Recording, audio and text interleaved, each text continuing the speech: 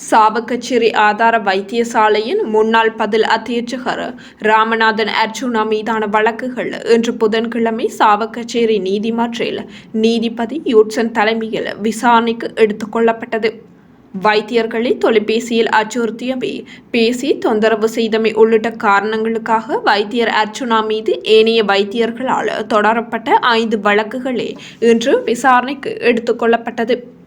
இதன்போது வைத்தியர் அர்ச்சுனா சார்பாக சட்டத்தரணி செலஸ்டின் ஆஜராகியிருந்தார்.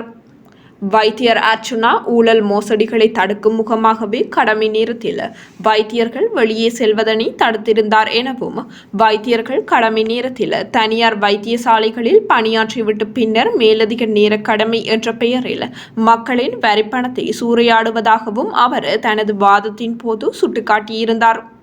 இதன்போது இருதரப்பு விவாதங்களையும் கவனத்தில் எடுத்த நீதிபதி 5 வழக்குகளையும் எதிர்வரும் செப்டம்பர் மாதம் 11 தவணையிட்டிருந்தார்.